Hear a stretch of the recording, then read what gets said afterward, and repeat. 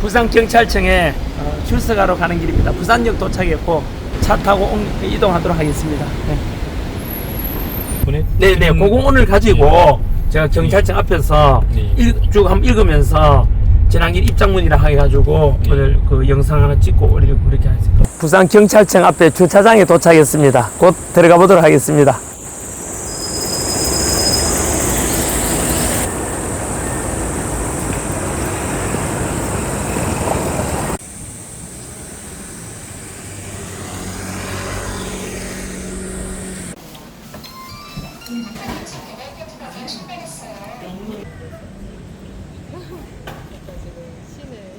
네, 여러분 안녕하십니까, 전한길입니다.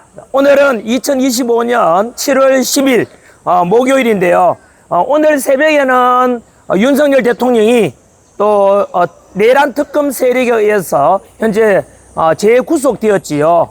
그리고 오늘 저는 현재 여기가 바로 부산경찰청, 이름이 무섭지요? 국민중심 책임수사를 했는데 반부패 경제범죄수사대 전한길이가 부패했는 게 있을까요? 저는 없다고 생각하는데 오늘 여기 온 이유는 선관위 선거관리위원회에서 6.3 대선을 앞두고 전한길이가 바로 부정선거 아니고 공직선거법 위반을 했다고 해서 전한길을 고발했습니다. 그래서 여기에 왔는데요. 저는 그래 생각합니다. 여러분들께서 아는 분 잘 아시겠지만 전한길은 학원 강의해 왔지 않습니까? 그러다가 대한민국의 자유민주주의가 위태롭다. 그래서 한미동맹 자유민주주의 지켜야 된다. 그리고 법치 공정 상식이 존중되는 이런 대한민국을 소망한다. 이래서 목소리를 내기 시작했지 않습니까? 그런 속에서 아마도 선관위에 대해서도 제가 여러분 다 아시지 않습니까? 많은 문제가 있었지 않습니까? 선관위가, 그죠?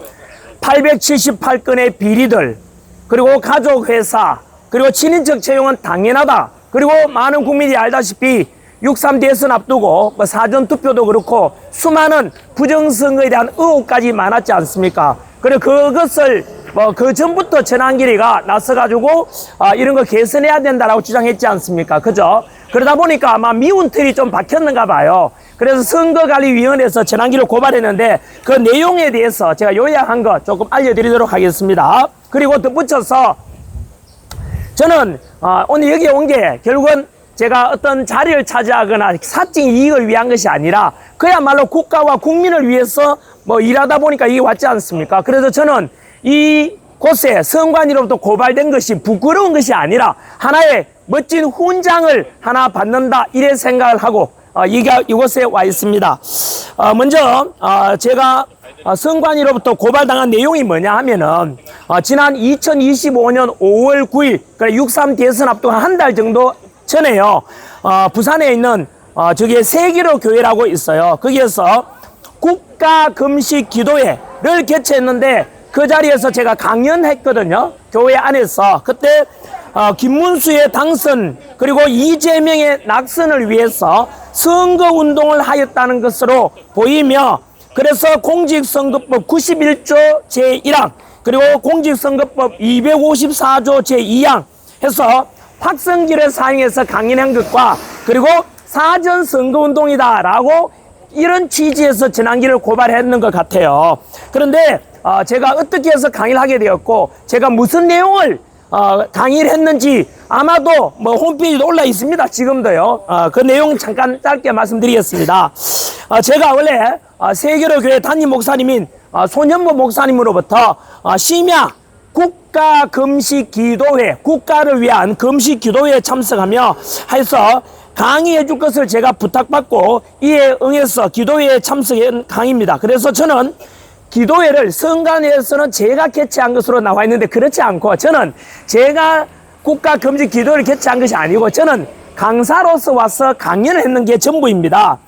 그래서 저는 송년 목사님이 저보고 이런 내용을 강연해달라, 저런 내용을 해달라 그런 부탁도 없었고요. 오직 저는 제 자의에 의해서 타인의 간섭 없이 제 자의에 의해서 개인적으로 생각하는 선거를 앞두고 국민들이 알아야 될 상식에 대한 것을 제가 강의를 했습니다. 첫 번째 내용이 뭐냐 하면요, 현재 대한민국의 법치주의가 위험한 상황에 처해 있다. 범죄자에 대해서 대법원에서 유죄 취지의 선고가 되니까 그 대법원과 대법관을 탄핵하겠다고 하는데 이는 정상이 아니다라고 제가 발언했대요. 이게 무슨 상황인지 아시겠죠? 이때가 5월 9일이었고 9일 앞에 5월 1일 날 다들 아시다시피 조희대 대법원장과 12명의 대법관들이 당시에 공직선거법 위반으로 현재 3심 대법원까지 와 있던 이재명 당시 피고인이 되겠죠. 공직선거법 위반에 대해서 대법원에서 유죄 취지로 파기환송했지 않습니까? 그리고 나서 민주당에서 했는 것이 무엇입니까? 대법관 숫자를 14명에서 30명으로 늘리겠다. 그리고 조희대를 비롯한 대법관들을 탄핵하겠다. 그런 때였습니다. 그래서 제가 그 내용을 가지고 팩트를 가지고 이렇게 말을 했던 것이죠. 범죄자에 대해서 대법원에서 유죄 취지의 선고가 되니 그 대법원과 대법관을 탄핵하겠다고 하는데 이는 정상이 아니다라고 제가 발언했대요. 여러분 어떻게 생각하십니까? 제가 잘못한 게 있어요? 두 번째 내용이 뭐냐면요. 그 세계로교회 손현보 목사님도 마찬가지로 고발을 당해서 경찰서에 다녀온 상황이었습니다. 왜냐하면 고발 내용이 뭐냐면은 바로 어느 당인지 어느 후보인지는 말하지 않겠지만 후보 중에서 공공기관에서 성소수자들을 30% 할당해서 채우겠다고 말한 사람이 있는데 그 말이 안 되죠. 성소수자를 공공기관에 30% 할당하겠다는 것을 가지고 그 영상이 있어요. 지금도 돌아다니고 있거든요. 그거는 우리가 했는 게 아니라 이재명이 과거에 했던 발언을 영상에 틀었었고 그리고 그 멘트를 목사님이 발언했는데 그래서 그 손현 목사님이 그것 때문에 고발을 당했던 것입니다. 그래서 저도 역시 그거를 인용했던 것입니다. 그래서 여러분 아무튼 그 영상에 대해서요 전환길 뉴스에도 제가 올려놨거든요. 그 때문에 민주당 국회의원 4명 민주당 소속의 변호인 4명 합의 8명이서 전환길을 또 고발해서 제가 며칠 지나고 나면 영등포 경찰서에 또 제가 출석을 해야 돼요. 선관위가 전환길을 아마도 죽이려고 하는지 어떻게 하려는지는 모르겠지만은 여러분 이렇게 해서 저는 오늘 부산경찰청 그리고 며칠 뒤에는 또 영등포 경찰서에 또 가야 돼요. 그 내용이 뭐냐 하면은 지금도 유튜브에 보면 있거든요. 이재명이가 본인의 입으로 강연장에서 성소수자 비율을 30%를 채우겠다. 여러분 이것은 저도 많은 제자들이 있지 않습니까? 공무원 제자들이 어떻게 생각하십니까? 이거는요 성소수자가 아닌 사람에 대한 역차별이 될 수 있지 않겠습니까? 성소수자를 30% 강제로 채용하겠다는 것은 뭔가 잘못되지 않는 나를 저는 그것에 대해 지적한 것입니다. 그 다음 세 번째가 뭐냐면요 이런 멘트를 제가 강연장에서 했다고 그래요. 대통령 선거가 다가오는데 후보들의 사탕발림 소리에 속아 넘어가면 안 된다. 분별해야 된다라고 말을 했대요, 제가요. 그리고 어느 후보와 어느 당에서는 기업가보다는 노동자들을 우선해서 재벌을 없애야 한다고 하는데 그럴 경우에는 청년들의 일자리가 사라진다. 그리고 좀 근로자나 기업가나 둘 다 상생하고 통합되는 방식으로 되어야 한다고 제가 발언했대요. 제 발언에 문제가 있습니까, 여러분? 네 번째, 지금 대한민국은 민주주의와 법치주의와 경제 모두가 위기다. 사회 갈등은 극에 달해 있고 더 큰 것은 안보 위기이다. 대통령 선거를 앞두고 현명한 판단하셔서 자유민주주의를 지켜야 하고 여러분들이 분별할 수 있다고 저는 생각합니다. 라고 강연했대요. 지금도 세계로 교회 전환길 치면 영상이 있습니다. 확인할 수 있거든요. 아무튼 여러분 제 발언에 문제가 될 게 있습니까? 선거법 위반될 내용이 있습니까? 자, 아무튼 하지만 이러한 저의 발언에 대해서 발언들은 금방 말씀드린 대로 헌법상 법치주의와 삼권 분립의 중요성을 강조하면서 대법원에서 유죄 취지 판결을 받자 대법관을 탄핵하겠다면서 대법관들을 위협하는 일부 정당 행태에 대하여 정상이 아니라면서 이에 대한 비판적 의견을 밝힌 것이 전부입니다. 이는 법치주의와 삼권분립이라는 우리 헌법상의 주요 원칙에 대한 피력한 것일 뿐 기도회에 참석한 선거인들을 대상으로 특정한 대통령 후보의 당선이나 낙선을 위하여 능동적 또는 계획적으로 선거운동을 한 것은 아니라고, 그래서 아니라고 저는 생각합니다. 또한 저는 그 본인의 헌법상 법치주의와 삼권분립의 원칙, 자유민주주의, 그리고 성경적인 교리에 대한 견해를 밝힌 후 금식 기도회에 참석한 선거인들이 자유의사로 선거권을 행사함에 있어서 현명한 판단을 하여 자유민주주의를 지켜달라는 취지의 발언에 불과할 뿐 특정인의 당선을 도모하는 목적으로서의 선거운동에는 이르렀다고 보여지는 않습니다. 이처럼 제가 2025년 5월 9일 세계로 교회 국가 금식기도회, 멋있지 않습니까 여러분? 국가를 위해서 금식하면서 기도하자, 얼마나 여러분 바람직한 거고 기독교인으로서는 가장 모범적인 그런 행사가 되지 않겠습니까? 그래서 그때 제 강연 제목이 이겁니다.